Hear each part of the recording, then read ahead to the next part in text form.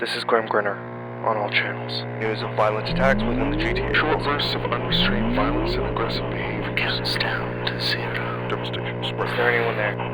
Welcome to the Wastes. Wastelanders, I'm curious how many of you remember coffee. I'm not talking about the drug-filled liquid they call coffee within the GAD. I'm talking authentic, roasted and ground beans with hot water filtered through them, maybe with a bit of sugar or cream. Coffee. Ever since the walls went up and when the corporations started extending their reaches out into the wastes, a lot of old luxuries were lost. Or at least we thought they were. Of course, with the farmers gradually spreading out to the livable areas of the waste and setting up small communities growing all sorts of vegetation, we've started getting some things back. Some of you may remember my broadcasts out at the bakery in the Capra Vineyard, where members of the farm have set up to bring things like baked foods and alcohol back, along with just the base foods that can be used for those things. Well, at the end of last broadcast, I picked up a distress call from a place known as the Roasted Road.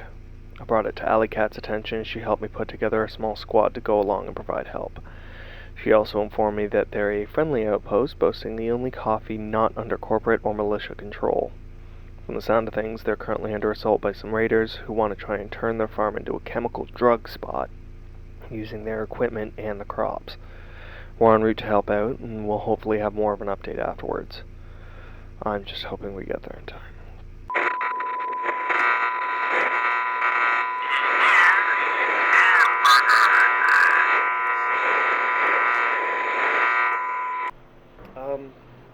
Yeah, I guess toss that in the back there. We'll use it, whatever. So, we barely made it in time to help defend the Roasted Road from those raiders. Main gate fell just as we were pulling up on their flank. Luckily, our arrival was enough to distract the raiders and split their forces between the handful that got in and the ones on the ground where we could take them. Handful seemed to realize that this was a losing fight once we showed up and ran, making it just that much easier to take back control of the situation and clear things up. After the fight, I was able to talk a bit with Evenden, also known as the Roaster. He's apparently been looking forward to an encounter with me to be able to discuss some of his story and have me transmit it out for you all to hear. Instead of just regurgitating it here, I was able to set up a small recorder mender fixed up for me to capture our talk. Now, bear with me, I just have to figure out how to connect it to the... Okay, so here we go, Lawrence, or, should I call you Roaster? You can call me Larry if you like, or Roaster. Lawrence has always felt too formal anyways. Alright then, Larry. I guess just let the people out there in the waste know your story, whatever you feel like telling. Alright, well, I guess the best place to start was just before the fall. I was working in the Gap before it was the Gap. I was what we call a barista back then, making coffee for people going about their days, back before ferals and the walls were even an idea. I had my whole life back then figured out. As things started to break down and various parts of the cities were being locked down, I had to still work through a lot of it. Sure, there were measures in place for safety, and different security forces started showing up in case of any feral outbursts. But it was still a terrifying time to just be working a day job and trying to pretend the world wasn't falling apart around you, you know? Wait, these security forces, were they? Yeah, they would eventually be what I became. Creeps. Although the logo was different back then, and they weren't quite the force we have today. They mostly just stood around and made us all feel safe as the walls around the Gap were being built. I would give the ones guarding my little shop free coffees, and they were actually pretty nice, and would double check if I was good to get home at night. A lot of them were like that in those days. When we started getting the reports from outside the walls about all the smaller communities getting overrun by ferals, and society already starting to break down amongst the survivors, lockdowns and curfews started becoming more strictly enforced on our side of it. Yeah, I remember what that was like. You were in there at the time? Yeah, but I was in the early lockdowns since my work wasn't considered essential. So I didn't have much contact with the early creeps, or even witness much of what else was happening until the riots started. And I was able to slip out through one of the checkpoints with my family. You were lucky then. One of the early riots resulted in the whole block where my shop was getting torched. Neither side of things laid claim to it, but it wasn't new. Pretty sure the regular police forces were staging attacks like that to either make the creeps look bad, or to have an excuse to try and track down the people in the protests and riots and enact their own misguided justice. At any rate, the 2 guards from my area ended up tracking me down and let me know that their employer was looking to bring in people with special skills, and they figured my coffee brewing would secure me a spot at their base of operations, what we all now just call the tower. In truth, it's a lot more than just the tower you can see. There's an old stadium and several facilities in the surrounding blocks that make up the complex there. I got brought into their food and drink science division and was immediately put to work on helping with their coffee production, aided by a couple of scientists and working with some of the other food production teams.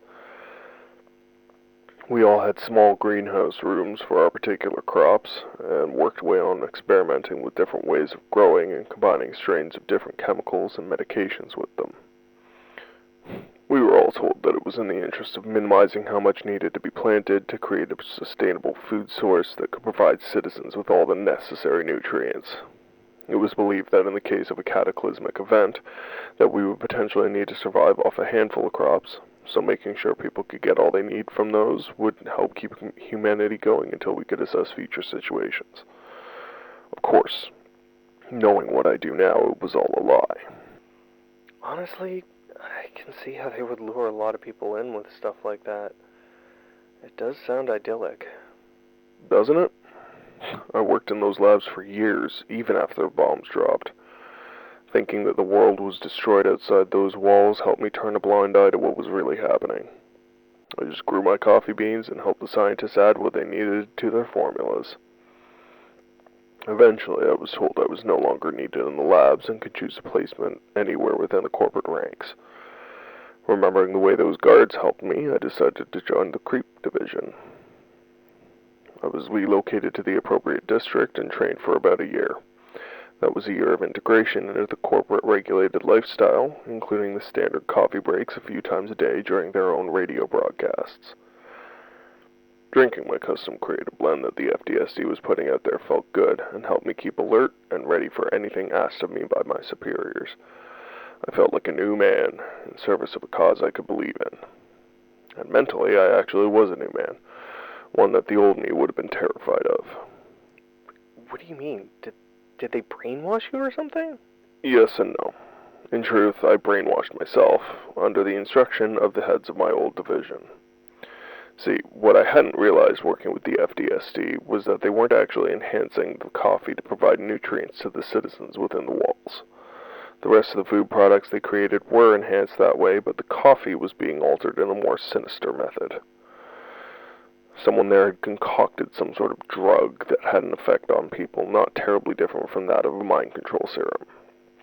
Combined with the frequencies and tones hidden in the radio broadcasts, it could convince people to fall in line and simply do as they're told by whoever wanted to issue commands. Which helps greatly when you're a corporation wanting to convince an entire population that there's an aggressive evil outside the walls they built, and you should work to help keep them safe.